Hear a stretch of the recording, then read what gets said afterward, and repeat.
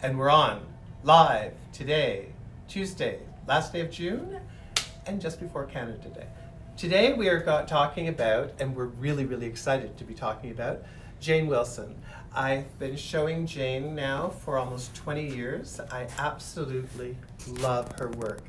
Also, Jane, a few years ago I had this idea of an exhibition that sort of revolved around the idea behind the difference between craft and art. Because a lot of people, when they think of craft, they think of things that are made by hand, but they give some highfalutin significance to people that are holding a brush. Okay, this was to disprove that. And here we have 3 teapots. Now, obviously they're 3 teapots, that's what the 3 of you are looking at, what you're all looking at. But the thing that becomes really interesting here is that not one is like the other. You've got 3, you can't get more traditional than a teapot. It's also one of the most difficult objects to create. This one is a teapot. There are the holes in there, and this one, if I put water in it, is very varying. There you go. There's your teapot. Now, this one, on the other hand, there are no holes, but it's still utilitarian. You could use this if you want it for a sugar bowl, or you can stash your weed in it. Whatever the heck you want to do with it, you can do that, okay? And up here, we have the third one.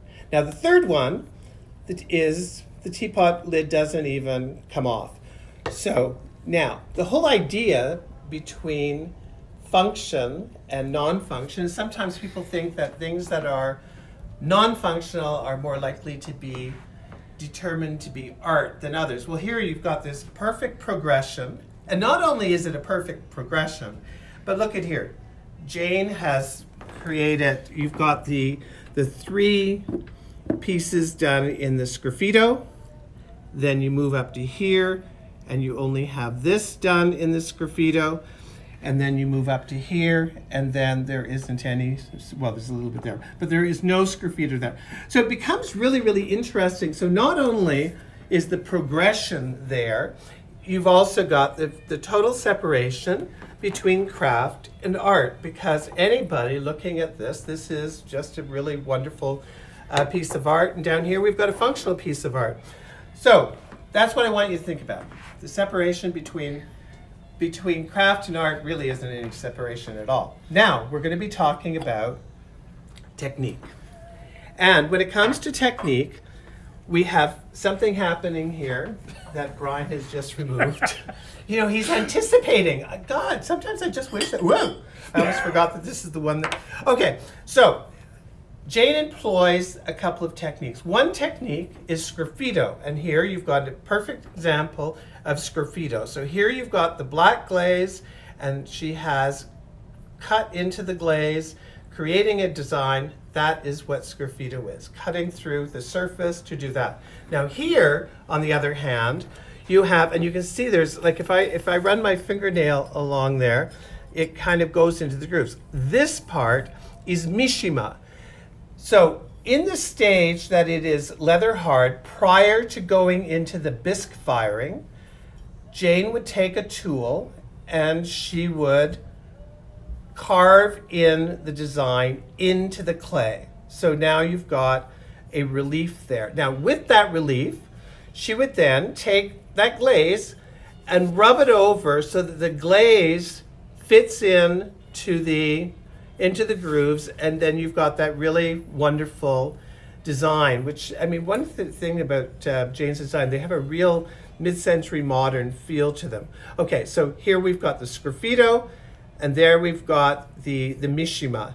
Now, Mishima is not always done like that. Here we've got an example of Mishima again. This particular example is by Dean Malavi.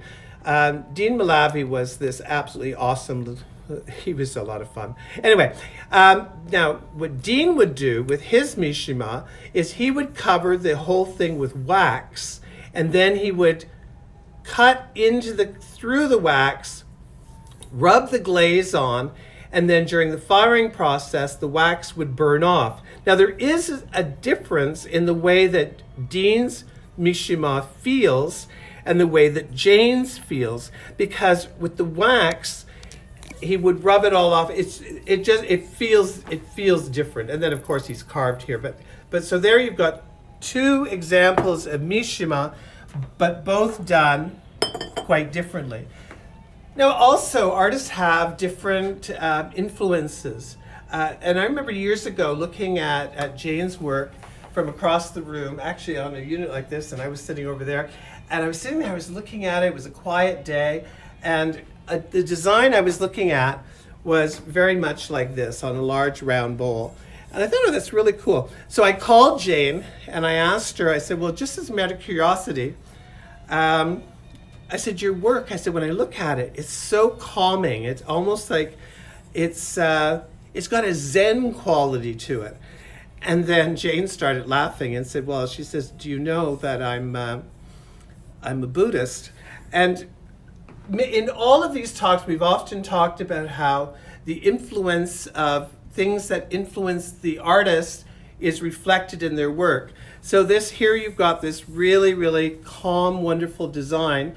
However, the other thing that is, if any of you, and you can go Google afterwards, don't leave me yet, is Lucy Rhee. Lucy Rhee, of course, was one of the most famous ceramic artists of the 20th century. And Lucy Rhee, if you Google her work, you're going to notice similarities in the decoration of Lucy Rhee. And by the way, don't forget Meg Burgess and Alan Burgess. They actually studied under Lucy Rhee and Hans Koper. Now, so here you've got the bisque firing takes it up to the white. And then this in here you've got the sgraffito. The sgraffito would have been done when it was leather hard, and then it gets fired. Anytime that you see the gold, though, the gold is a separate firing, and that is because gold is a lower firing, and you don't want the gold burning off. So in these cases, you've got the Mishima, you've got the sgraffito, you've got the little dots of different colored glazes, but so that would be bisque firing number 1, the second firing, and then if gold is present, that means that there was also a third firing. And so you've got the gold around there. So you've got this even though this is a very tiny little bit of gold, that was an extra fire. So a lot of work went into just intellectually into creating the progression from functional through to functional but not functional as to what it actually depicts to non-functional. So there you've got the craft versus art argument encapsulated in the teapots. And then and here you have other examples. Now, because we're all quite excited, and once again, Brian is moving things around. So here we have, that would have been nice to have a little bit of a display. I was giving you some room. I know, but I don't want any room. I want to be able to Okay, open the box. Okay. So anyway, so here we have no idea how many. We have no idea, but what we do know is that in here we have Teapots. Now the interesting thing about these Teapots is that Jane has just had some things happen in her life that kind of kept her out of the loop and out of the, and I've just sliced right through, and then she was thinking about, well, what am I going to do to get myself sort of focused and back into the studio. And remember we were talking about Steve Irvine, how Steve Irvine kind of warms up before he does a kiln load. He'll do a couple of T-bowls. Well, Jane Wilson thought, you know what? I'm going to do T-bowls, because if I do T-bowls, I can walk into the studio every day, and regardless, I know that I'm going to be doing simple little T-bowls. So now we are going to see, and hopefully they're all in one piece after, and here we go. So, oh my God, that almost fell. Ooh. So these are absolutely, these are, because this is the first one, I'm assuming. Now, as you see there, those dark lines, that is the Mishima technique. So what she did was, again, while it was leather hard, She carved the design in, rubbed in the glaze. Rubbed in the black glaze, and then on top of that, she's put these various colored glazes. And there we have, and this is going to be really, these are almost like Fauvist. And there we go. Nancy's wetting herself a little bit. Yeah, and oh, by the way, today we do have an audience of one, and we told her to be oh, there she is, audience of one. Yeah, and oh my God. So she's here selecting a gift for her sister who is turning a significant age today. And Nancy's, of course. Now that one also had the Mishima, and oh my God. By the way, for anybody who's curious, who's looking, this is almost like capturing water in your hand. These are just absolutely so beautiful. And I love how she's just a simple little J. Wilson. Isn't that, look, the color is just exquisite. Brian and I will probably be fighting at some point. Okay, and look, I mean, they're almost like, it's like a little landscape. They're absolutely beautiful. A little bit of Mishima. These are like flipping. Brian told me I shouldn't swear today. They are really, really quite spectacular. So that one, the yellow one's sold. Okay, so the yellow one is sold. Oh, wow, look at that. Again, that little bit. Oh, the teapots aren't for sale, Kathy. Is that Kathy Kazunga? Yeah. Kazunga. Kathy Kazunga. This is Kathy from Maryland. She's down there. Absolutely. Actually, Kathy from Maryland is a lot of fun. She and a friend of hers took me when I went to visit Bob and Irene in Washington years ago, and they drove me. Oh, wow. Wow. So this one here, so this is thrown and then altered. Here she's pinched this in with some little tool, and these are spectacular. These are like the glaze. They feel so nice in the hand, even though they're T-bowls. The artist is Jane Wilson from Ontario. And even though they're T-bowls, I want to pour scotch in. Yeah. They're absolutely. Oh gosh. Whoops. So you can just picture Jane going, oh my gosh. Oh. I don't even know if I want Brian to see this one yet because he's going to go, I want that. No, I'll wait till they're all opened. Oh my God. I've never seen her use that glaze before. That is just, oh my gosh. Oh, wow. These are I want to swear now. Fucking right. Okay, oh, sorry. These are, we have this thing that when I say the F word, it means something's come out that's, look at the glaze. So you've got this incredible crawl glaze, which some crawl glazes on some pieces that are decorative have a tendency to flake, but this is just absolutely, absolutely beautiful, and the wonderful color inside. Oh, wow. It's like being at the ocean. Yeah. Yeah, I'm looking for seashells. Oh my God. Oh! So here we've got the... oh, wow. Here we've got the Sgraffito. Nancy's wetting herself over here. And there we've got... And again, this is also altered. Look at that. Oh my God. These must have been These so are therapeutic gorgeous. for her. Therapeutic for me. Look, it's just like rain. Oh my God, they're beautiful. I think there's 24 of them. I think you're right. Oh!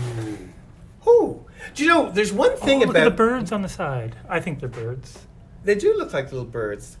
They look like... But they're just... And you know, her work feels so wonderful.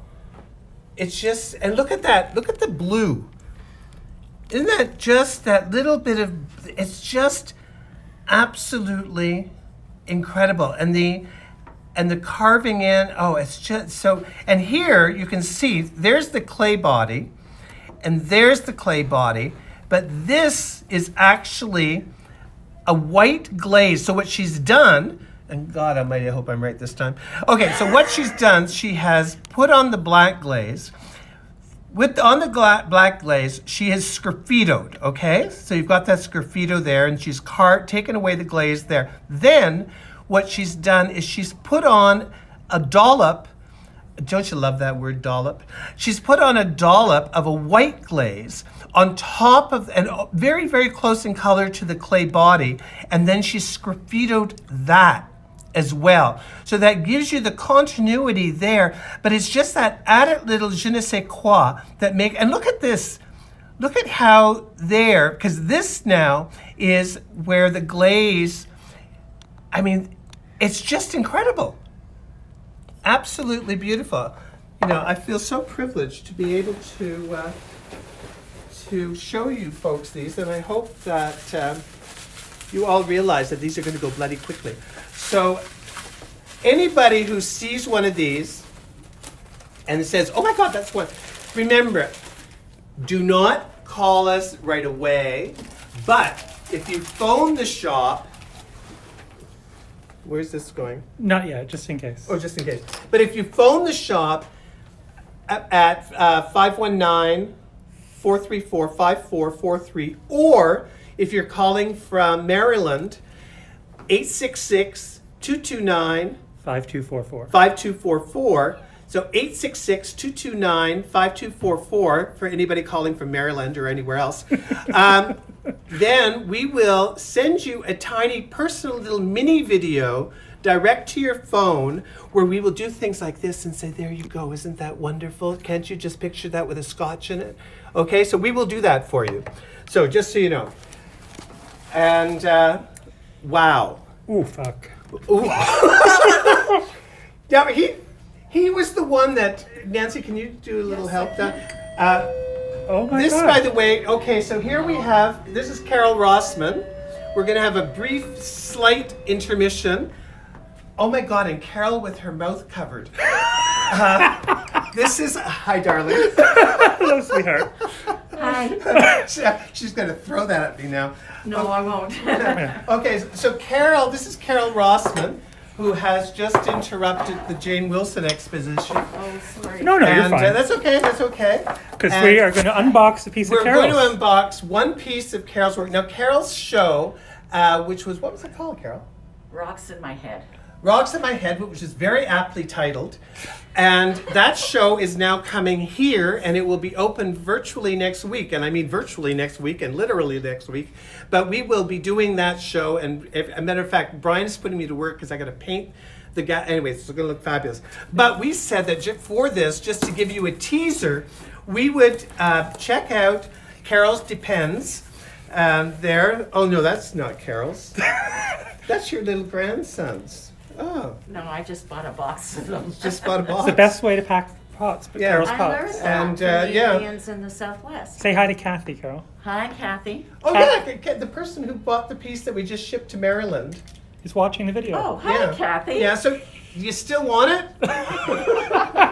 Okay, so now we are unpacking one piece of Carol's and then we will get back to talking and making it all about Jane.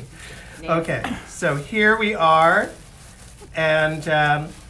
And this, now Carol, Careful, 'cause remember it's that like some of these pieces will be mounted on the wall. Some of them will be on pedestals. All of them. And we have spoken get about closer, Carol's Carol, work. it's fine. Do you want me to open it? Oh, wow. She's just a little bit. She's excited. We're all Okay. excited. Oh, fuck. Look at. I thought you Sorry, told. sorry. Brian spent half an hour saying, "No, you can't swear. You can't swear. You can't swear." And then he gets on. Look at Oh. this. Incredible. So remember, this is really, when I was talking to Jane earlier, the wonderful thing about doing decoration like this is that there really is a meditative quality to it, even when you're cursing like hell if you pull off a little piece of tape and you've pulled away some of the glaze. But just look at that.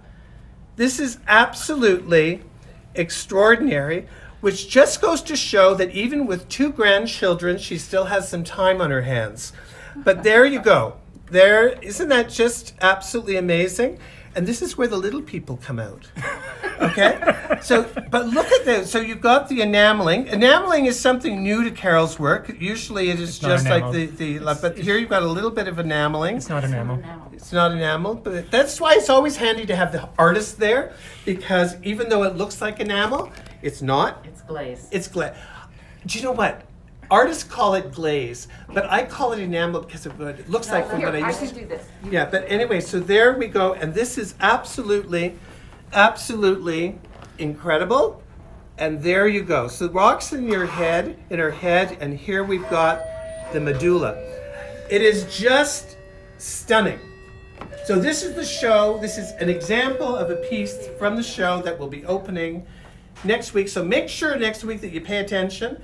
And now make sure that you pay attention, because we're going to leave Carol and nice. Oh, and here's Maria. This is Maria. Now, just so you know, Maria's mom is a ceramic artist who is absolutely delightful, who, living in South Africa, would time her visits to her daughter to when we were doing something exciting. So fortunately, we had many things that are exciting, so Maria got to see her mom. But her mom was a big ceramic artist and taught well into her 80s. Oh, yeah, into her 90s. Into her 90s. Is she still with us? Yeah, she's And she's still with us. God, I should have really asked that question ahead of time. Yeah, so Maria's and my mother are both in their 90s and bopping around, and so we've done the first dozen, and her mother is absolutely delightful, and now back to Jane. Okay, That's fucking phenomenal. that is absolutely phenomenal. Okay, so folks, we are all this. This is one of Jane's coffee cans with a wonderful cobalt blue interior, and obviously like the gold rim. And obviously this was a mug that, well, it was a mug. Anyway, but now it is a perfect little. I was not going to let you know that it was broken, and I didn't break it. Brian did. I did not. Better story if you did. Okay. All right. So. Moving right along. So here we go. And, oh, this is a little bit bigger. Oh my God, look at the color Oh wow. of that. I think this is the one that Maria is going to get, because doesn't that look like that's a South African watercolor? Absolutely stunning. So remember, as I said, Jane stayed out of her studio for a while, wanted to get back in, and then just, what's going on here? Do you know, these cameo performances by our fiber artists, and look at, again, the color. Isn't that? So you've got the Mishima, you've got these fabulous glazed colors, and what's wonderful is that the Mishima has given the illusion that it's raining upside down. Absolutely beautiful. You can look again. We're only opening the one box of Carol's today. Woo! Look at that. Oh, sorry. What? You were about to swear again. See, I am under control and you are not. Well, this work is incredible. Well, we haven't had any of Jane's work for a while. A couple of years at least. And so this is very exciting. And whenever Jane's work arrives, it doesn't last very long. Oh my God. Nancy just wanted 2, but I think she'll get more. These are absolutely. Do you know what I really like is Jane's signature reminds me of the Far Side. Yeah. Yeah. Oh, and here we've got a little bit of gold. So this, a little bit of gold there too. So remember now, we are now looking at a piece that is 3 firings: bisque firing, glaze firing. And, I don't know. I know they say and I realize it's a glaze, but when you take a glaze and you use it in dribs and drabs on something, it comes across as enamel. And, I mean, really, enamel is, anyway, there you go. There you are.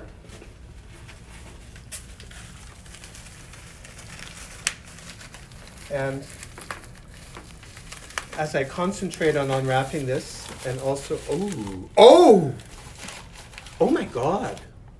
Ooh. That is absolutely beautiful. Look at the inside. So you've got that fabulous interior of that dark glaze, and then it's almost like it's just sort of That is so comfortable in the hand. engulfed in color. Absolutely. They're just, and look, you've got that little bit of crackling, which is natural to the glaze starting to appear. And it's just, wow. Wow. Wow. Okay, moving right along. I'm gonna hate to see this end. Okay, so here we have more. And it says fragile. Usually they put the fragile on the outside of the box, but okay. Are you guys excited? Everyone's. Oh, that one last. Which one is sold? The last one he had, James? This one? Is that the one? James, call in 20 minutes for Christ's sake, like I told you. Pay attention. Oh, and look at this. Look at the Ooh. And again, it's just absolutely. Nancy's over here. She's Our getting homes so are full of art. Yes. she's getting so excited. Oh my God! You know, yellow. I'll tell you an interesting story about yellow. When the Gardner Museum, when old George there. So George and Helen got a little bit carried away because they started decorating. This is the Gardner Museum in Toronto, okay? One of the most finest porcelain galleries in the country, in the world. And so when they were decorating, they started collecting yellow ground porcelain, which is the rarest of antique porcelain. And to the point that when you go in there, it makes you think it's very common. And then when they had tons of it, they decided to open up a museum. But yellow is not a color that you generally see a lot of. And look at this. Ooh, James, get that one. Isn't this just absolutely incredible? Like the white. Again, this white is glaze. It is not the clay showing through. That's a separate glaze. And here you've got that wonderful, the way the glaze has broken. And then here you've also got the Mishima and then the incredible coloring inside. Those little gold dots in there. Where's the little gold? Oh yeah, look at the little gold dots. Yeah, James, in get there. that one. This is absolutely stunning. You could break your other tooth on this one, James. There you go. He broke his tooth. It's really cut into his purchasing. Okay, so there you go. And oh my God! Look. Do you know? I think I'm going to let the pots speak for themselves just for at least the next 5 seconds. Look at that. This one's sold. That was not a COVID cough. There we go. But isn't that just absolutely... Look at here, the way the glaze dips and then you've got this ray. It's almost like the Northern Lights on a planet somewhere else. I think that's the last one, isn't it? Nope. Look at that. Ooh. Oh, wow. Nancy should get that one. Yeah. Oh my God, this is so stunning. That one's sold to Nancy. Oh. That one's gorgeous. Okay, folks. Those little gold lines. We are now down to the end, almost.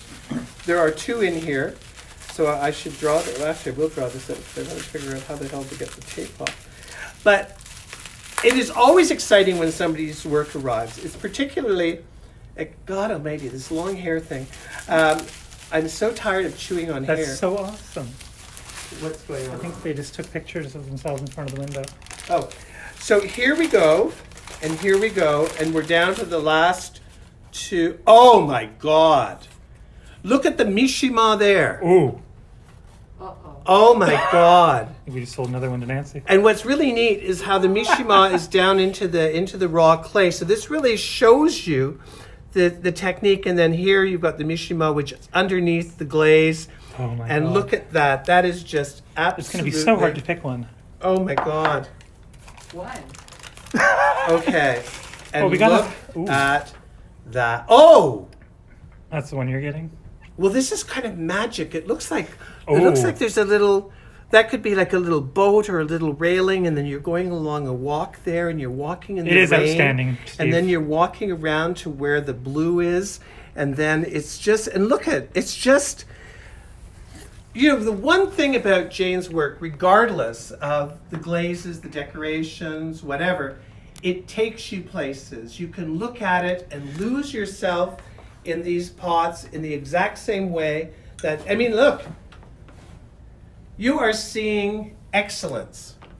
And now we are, hold it, don't push that button yet, Brian, because I just want you to know that when the light goes off, it's going to be a feeding frenzy at this table. Please, 519-434-5443, or for Maryland people, 866-229-5244. As usual, it's been a pleasure talking with you. See you again on Thursday. This has been a blast. Okay, thank you. Holy shit.